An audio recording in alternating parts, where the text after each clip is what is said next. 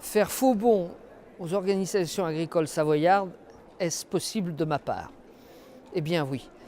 Oui, parce que nous avons un changement de programme à la Commission de l'Agriculture et ce qui devait avoir lieu mercredi après-midi a été reporté à jeudi matin, où nous allons avoir un débat sur le futur de la politique agricole commune, les enjeux budgétaires, en présence normalement du commissaire.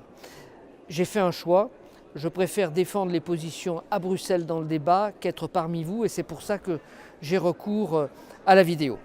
Alors, je devais normalement, en duo avec Christophe Léger, vous faire un point de la situation. Je vais tenter de le faire seul et vous m'excuserez d'être un peu long dans ce monologue. Premier sujet, où en est-on au niveau des politiques agricoles à Bruxelles? Nous venons d'adopter un correctif qui s'appelle l'Omnibus, qui depuis le 1er janvier 2018 est rentré en application. Cet Omnibus permet d'apporter trois modifications fondamentales. Une modification sur le régime d'aide aux jeunes agriculteurs et la définition de l'actif, c'est le premier paquet sur le premier pilier.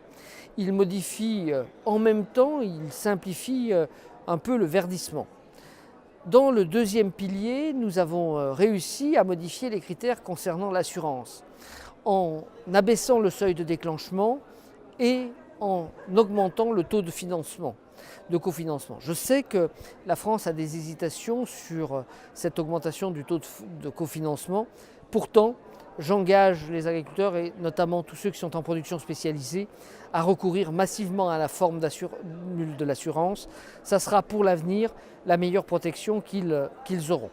J'ai, dans le cadre de l'Omnibus, porté plus particulièrement le chapitre, une fois encore, qui concerne l'organisation économique, avec un renforcement des pouvoirs des OP, la détermination d'OP économiques, c'est ce que nous connaissons en Savoie à travers toutes nos coopératives, où les agriculteurs ont véritablement mis des moyens financiers en commun pour améliorer la rentabilité de leur exploitation. Ces OP économiques se trouvent désormais avec un large champ d'action reconnu qui les protège des foudres des autorités de la concurrence.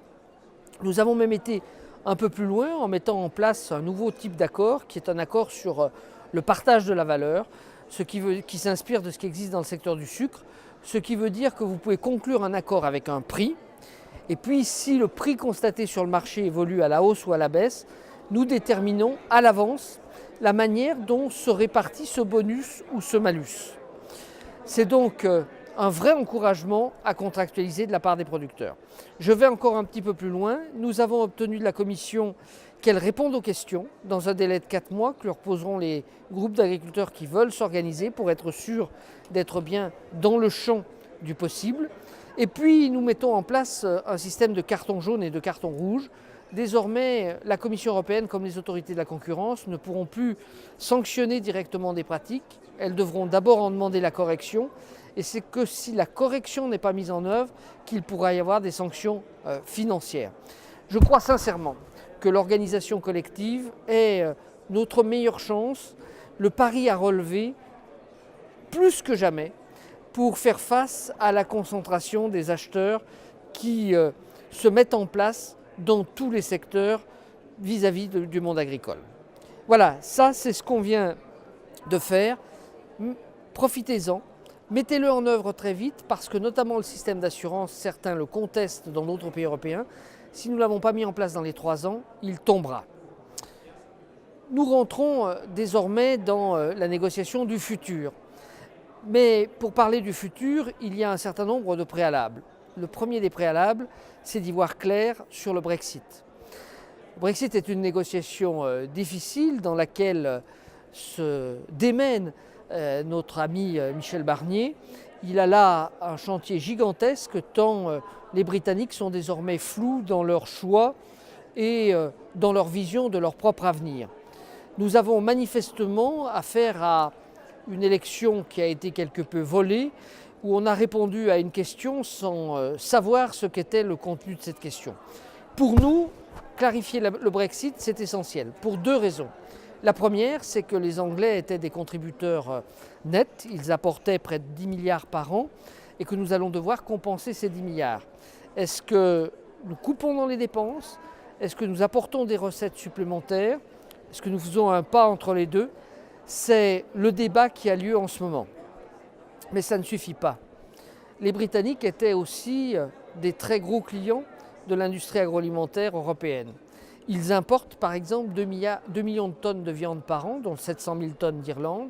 Si le 30 mars 2019, ils décident d'aller s'approvisionner ailleurs, nous devrons reconvertir des régions entières.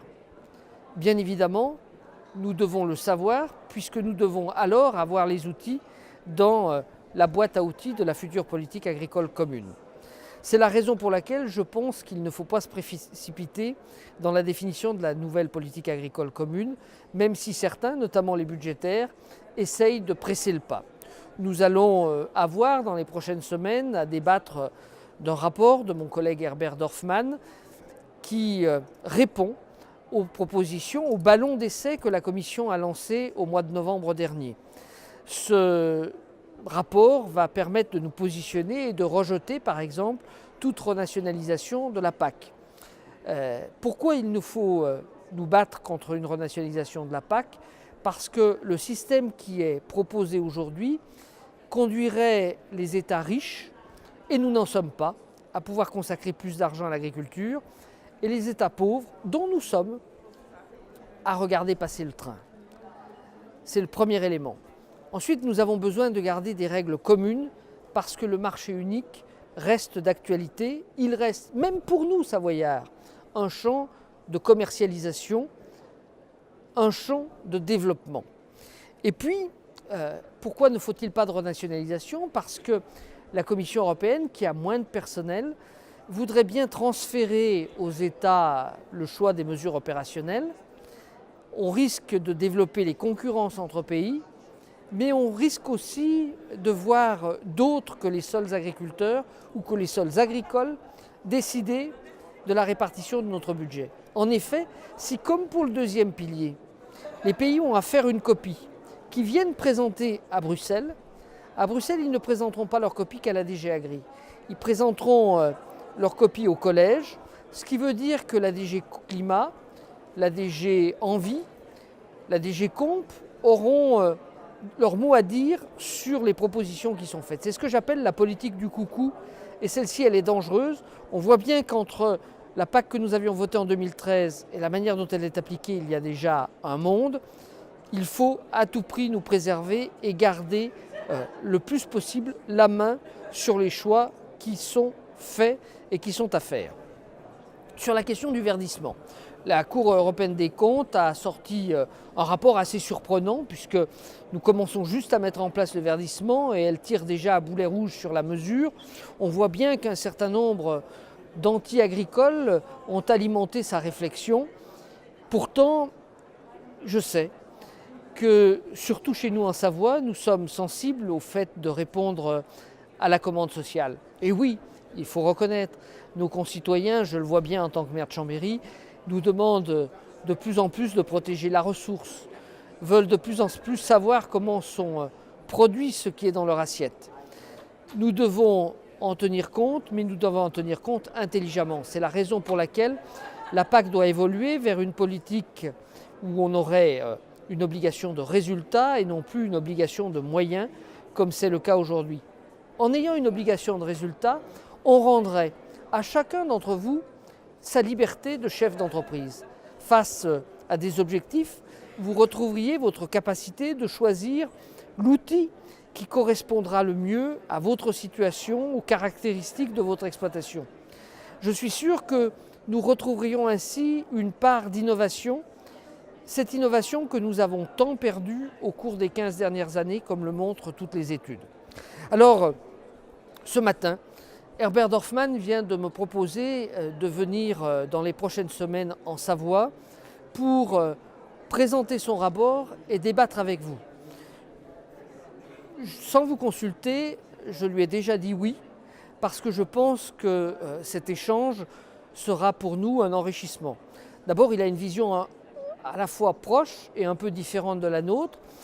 Une délégation du CUACI s'est rendue au cours des dernières semaines autour de Christophe Léger dans sa région, à Bolzano.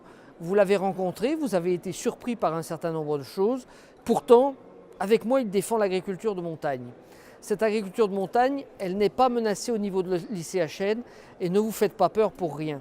Mais cette agriculture de montagne, elle pourrait être menacée, y compris en France, par ceux qui commencent à dire que nos productions sont suffisamment rentables, que l'aide à la montagne est suffisante et que vous n'avez pas besoin des aides du premier pilier. J'étais la semaine dernière dans le centre de la France et en Bretagne, je l'ai entendu dans ces deux régions. Donc attention à ces petites musiques qui commencent à se distiller dans les organisations agricoles et qui trouvent un écho chez un certain nombre de mes collègues parlementaires. C'est pour défendre la montagne, c'est pour défendre notre agriculture que j'ai fait le choix de rester à Bruxelles ce matin. Je vous prie de m'en excuser, mais je reste bien sûr disponible pour participer à la prochaine session de la Chambre et en tout cas pour être présent le jour où mon collègue Herbert Dorfmann sera en Savoie.